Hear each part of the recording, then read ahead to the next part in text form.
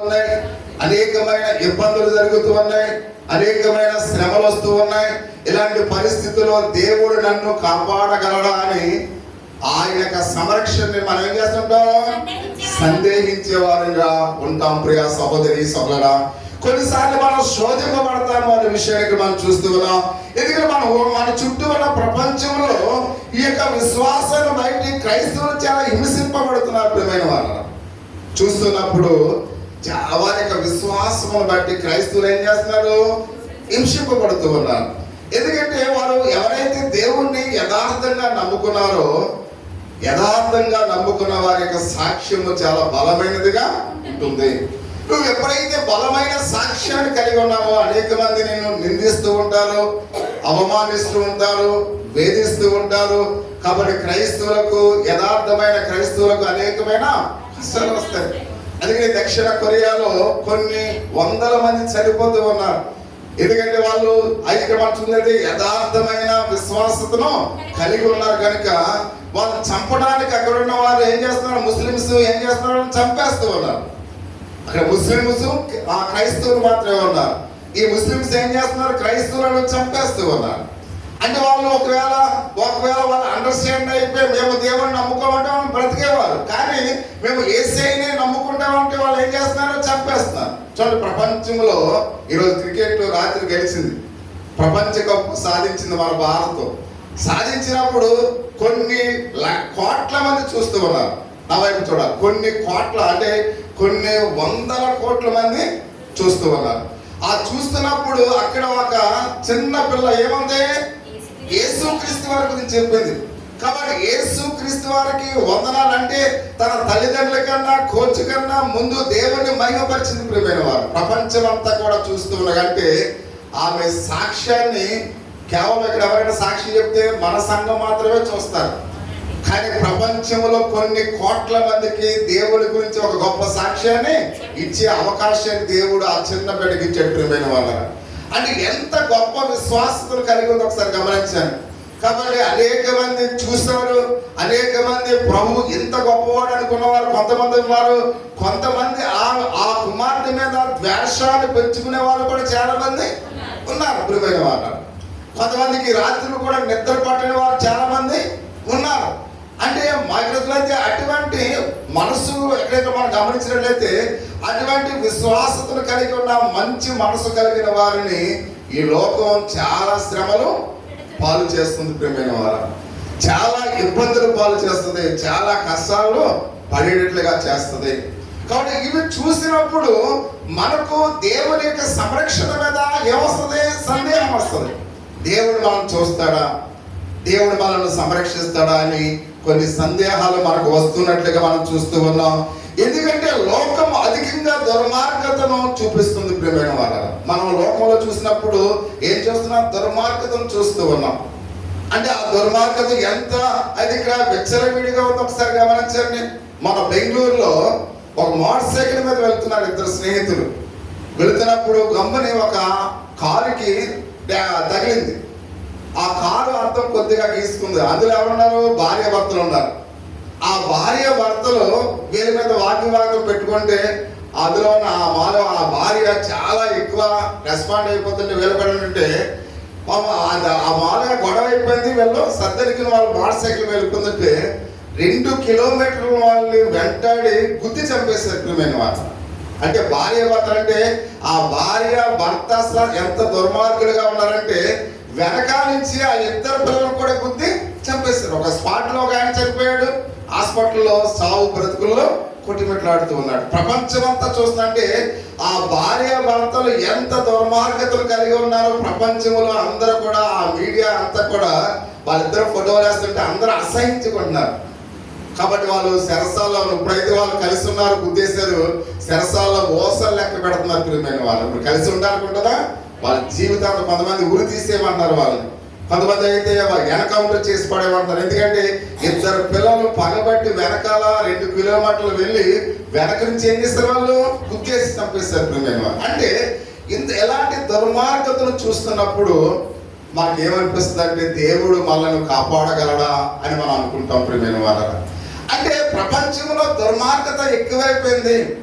ఎవడు ఏ సమయంలో ఎలా మారిపోతున్నాడో కూడా తెలియని యొక్క పరిస్థితులు మనం చూస్తూ ఉన్నాం ప్రియా సహోదరి సహోదరుడా. కాబట్టి అటువంటి దుర్మార్గత అది జరుగుతున్న వాక్యం అక్కడ మరి యొక్క రోజుల్లో అందుకనే దేవుని యొక్క వాక్యం చాలా స్పష్టంగా బోధించే వారిని ఏం చేస్తున్నారంట, క్రైస్తవ సంఘాలు తిరస్కరింపబడుతున్నట్లుగా మనం చూస్తూ ఉన్నాం. అంటే క్రైస్తవ సంఘాల్లో యథార్థమైన బోధన బోధించే వారిని కూడా ఏం చేస్తున్నారు, చంపేస్తూ ఉన్నారు. ప్రవీణ్ పగడాల అన్న ఆయన మనం చూస్తూ ఉన్నాం. ఆయన తప్పుడు బోధనల్ని ఆయన మామూలుగా విమర్శిస్తూ ఉంటే అనేక మంది ఆయన మీద నిందలు వేస్తారు. కాబట్టి మనం చూస్తున్నాం అమెరికా దేశంలో ఆయన మీద కూడా అనేక మంది నిందలు వేస్తారు. అంటే అది ఉన్నది ఉన్నట్టు బోధించే ఆ యొక్క బోధకులను కూడా ఏం చేస్తున్నారు, చంపేస్తూ ఉన్నారు. అంటే ఉన్నది ఉన్నట్లుగా బోధించే బోధన కూడా మనుషులకు ఎలా ఉందంట, బాధ కలిగిస్తూ ఉంది అనే విషయాన్ని. అందుకనే యథార్థంగా మాట్లాడేవారంటే చాలా మంది కోపం ప్రియమైన వాళ్ళు, మంచి వాళ్ళంటే చాలా మందికి పగ, ద్వేషం, అసూయ రగిలిపోతున్నట్లుగా మనం చూస్తూ ఉన్నాం. కారణము వారు బుద్ధిహీనతను బట్టి వాళ్ళు అలా పాపను పెంచుకుంటూ ఉంటారు. అందుకనే ప్రియ సహోదరి సహోదరు మాట్లాడుతూ ఉన్నాడు. మనము కూడా ఇక్కడ చూస్తూ ఉన్నాం. అదే అనేక మంది అదే మంచి బోధకులను కూడా అనేక మంది తిడుతున్న వారిని కూడా మనం చూస్తూ ఉన్నాం. ఉన్నది ఉన్నట్లుగా బోధించే వారిని అవమానిస్తున్నట్లుగా మనం చూస్తూ ఉన్నాం. ఉన్నది ఉన్నట్లుగా చెప్పేవారిని అనేకమైన హింసలు పెట్టేవారు సమాజంలో అనేక మంది ఉంటున్నారని కూడా మనం చూస్తూ ఉన్నాం.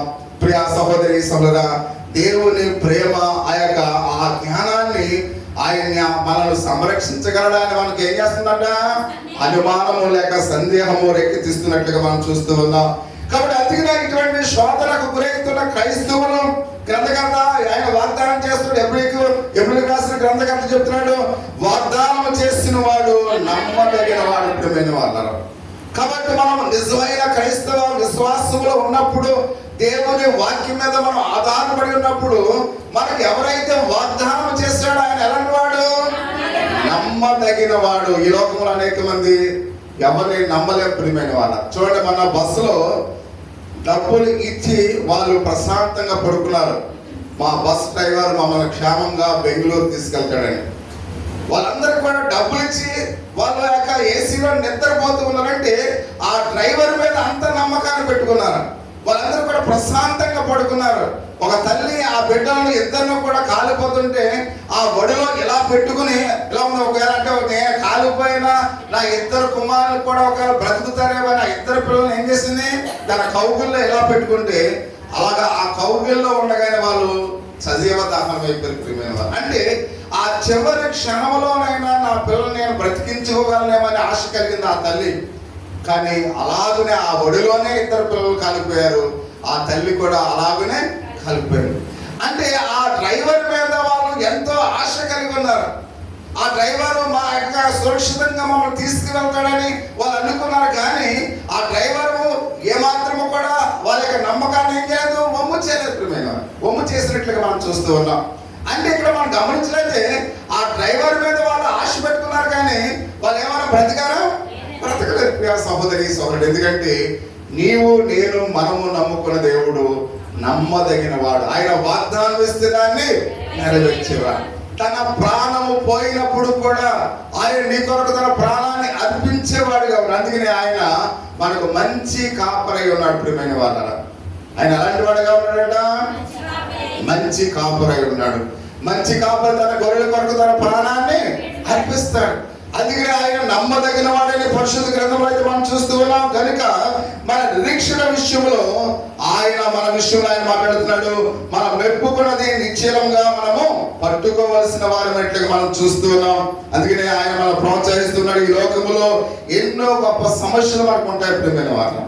సమస్యలు లేని మానవుడు ఈ లోకంలో ఎవరు కూడా లేరు. మనకి ఎన్నో సమస్యలు, ఎన్నో ఇబ్బందులు ఉన్నట్లుగా మనం చూస్తూ ఉన్నప్పుడు కూడా అలాగే మన జీవితాల్లో ఎన్ని సమస్యలు ఉన్నప్పుడు కూడా ప్రియ సహోదరి సహోదరులు మనము కూడా నిరీక్షణ కలిగి ఉందాం. మన జీవితాల్లో ఒకవేళ ఆర్థిక పరిస్థితులు మనం వెంటాడుతున్నాయా, లేదా మనకు అనారోగ్యం మనం వెంటాడుతూ ఉందా?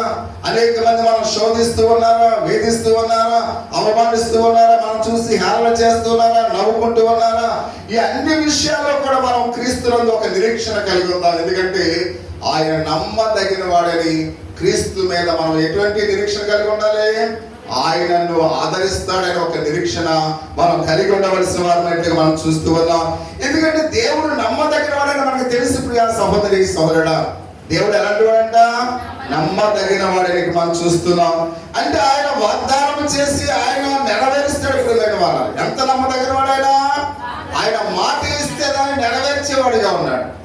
ఎన్ని ఇబ్బందులు వచ్చినా, ఎన్ని కష్టాలు వచ్చినా ఆయన తన మాటను నెరవేర్చేవాడుగా ఉన్నాడు అనే విషయాన్ని మనం చూస్తున్నాం. ప్రియ సహోదరి సహోదరా, కాబట్టి మన ప్రభు దేవుడు మనల్ని ప్రేమిస్తున్నాడు కనుక ఆయన మాట్లాడుతున్నాడు. మనల్ని ఎన్నడూ కూడా విడువను ఎడబాయని చెప్తూ ఉన్నాడు. ఆయన నిన్ను నన్ను ప్రేమిస్తున్నాడు కనుక మన జీవితంలో ఆయన ఎప్పుడు కూడా మనను ఎడబాయుడు అనే విషయాన్ని పరిశుద్ధ దేవునికి లేఖన భాగంలో మనం చూస్తూ ఉన్నాం. అంటే ఈ జీవితంలో మనకు ప్రతిదీ కూడా మనకు మేలుకరంగా ఉండులాగా చేస్తారు. ప్రియమైన వాళ్ళ, ఒకవేళ కష్టం వచ్చినా అది నీకు మేలుకరంగా మారుస్తాడు, వేదన వచ్చినా అది మేలుకరంగా మారుస్తాడు. అంటే నీ జీవితంలో ఏదైనప్పుడు కూడా, ఏ కీడు సంభవించినప్పుడు కూడా దాన్ని దేవుడు ఏం చేస్తాడంట? మేలుకరముగా ఆయన మార్చే దేవుడిని పరిశుద్ధ గ్రంథంలో అయితే మనం చూస్తూ ఉన్నాం. ఎందుకంటే వాక్యము ద్వారా, సంస్కారాల ద్వారా, కాబట్టి మన విశ్వాసాన్ని బలంగా ఆయన ఉంచుతున్నాడు. ప్రియమైన వాళ్ళు, అందుకనే ఈ యొక్క విశ్వాసం అంటే వాక్యము వినడం ద్వారా మనలో ఆయన ఏం చేస్తున్నాడు? ఆత్మీయ బలాన్ని దయచేస్తూ ఉన్నాడు. ప్రభురాత్రి సంస్కార ఆరాధనలు ఎప్పుడైతే రొట్టె ద్రాక్షరసాన్ని నువ్వు తీసుకుంటూ ఉన్నావో, నీ విశ్వాసాన్ని ఆయన ఏం చేస్తున్నాడు? బలపరుస్తూ ఉన్నాడు, నేను ఆదరిస్తూ ఉన్నట్లుగా మనం చూస్తూ ఉన్నాం. మరణము నుండి మనను ఆయన లేపుతాడు. ప్రియ సహోదరి సహోదరు, అంత మాత్రమే కాకుండా అంటున్నాడు, తీర్పు దినాన్ని ఒక కొత్త మహిమకరమైన శరీరాన్ని మనకు ఇస్తాడు.